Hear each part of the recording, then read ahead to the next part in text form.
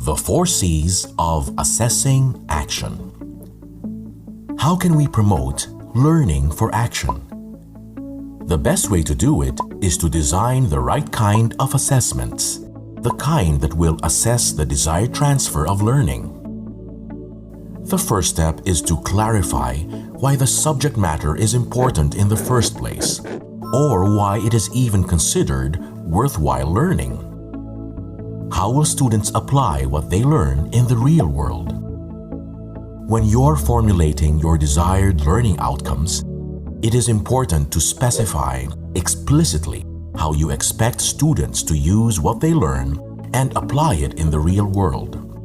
We call this an action goal. An action goal is a statement about the long-term, worthwhile, and complex challenges in the discipline that the student should be able to perform. For example, in an environmental science unit on the types and sources of energy, the action goal could be for the students to adopt a personal lifestyle that reduces one's ecological footprint. Identifying this action goal as a learning outcome will better ensure that we will assess it and design the learning activities that will prepare students for this real-world application. If we don't explicitly articulate this, and especially if we don't assess it, the transfer of learning that we're hoping for will most likely not happen. So, how will we know whether or not we have achieved our desired learning outcomes? We can resort to our criminal analogy. Students should be presumed innocent of learning unless proven guilty beyond reasonable doubt. So, what evidence can we ask students to furnish to prove that they are guilty of learning beyond all reasonable doubt? We must make sure they present this evidence. Let's say your action goal for a unit in environmental science is to adopt a personal lifestyle that reduces one's ecological footprint. More than the target knowledge, skills, and attitudes for the unit, this is clearly a most worthwhile learning outcome. Here is a simple guide in designing authentic assessments. Let's call it the 4 C's of Assessing Action. To assess learning for action, we need to make sure that our assessments have the 4 elements: challenge, context, community, and content. To design an appropriate authentic assessment, let's begin with the first C, challenge. What is the real-world challenge that we will ask our students to address? Here we need to define not only the problem or purpose that we will assign to our students, but also the expected product or performance. For the environmental science unit, the challenge we are posing will be for students to reduce their ecological footprint, and the product we might ask for is a personal action plan with short-term and medium-term steps. To prevent this from remaining a mere intellectual exercise, we need to go to the second C, context. We need to ask ourselves, what are the real-world constraints that the students might face when implementing their action plan?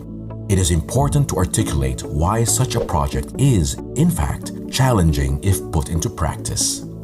It would be helpful to scaffold the task by asking students to enumerate the different costs of implementing such a plan and to weigh these short-term costs against the longer-term benefits of reducing their ecological footprint. Would the plan include cutting down on air travel? What would be the consequences on one's lifestyle? Are these going to be acceptable? Another possible constraint would be, if one lives in the tropics, would the students be willing to cut down on air conditioning and endure the sweltering summer? Also related to context is, what are the accepted real-world criteria for judging the student's action plan? The teacher may consider constructing a rubric that includes the criteria of impact on the environment and practicality in one's life.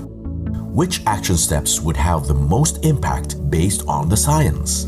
Are these action steps practical for the students? Designing an authentic assessment would best include spelling out the constraints and costs of drawing up such a change in one's lifestyle, given one's actual situation, before deciding which among these possible changes are in fact feasible. It should also consider what criteria are most realistic and suitable in assessing the student's plans.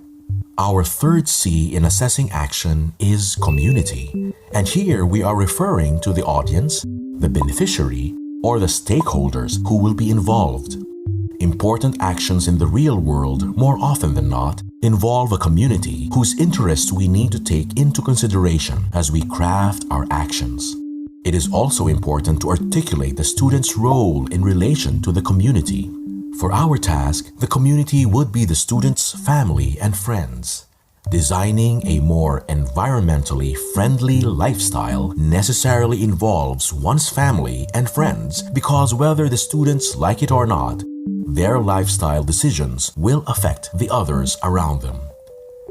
Deciding on a lifestyle change inevitably has to consider the concerns, habits, and sentiments of the members of one's family. For example, if you are considering cutting down on your air travel or use of air conditioning, how would your family members feel about this? Would they agree with you and support you in your plans? Finally, our fourth C, content. The application must clearly draw from the knowledge and skills acquired in the unit as well as their understanding. Drawing from what they've learned, the students should be able to identify effective ways of reducing their ecological footprint and explain why these are effective. They should also be able to articulate the environmental and ethical implications of their proposed lifestyle change.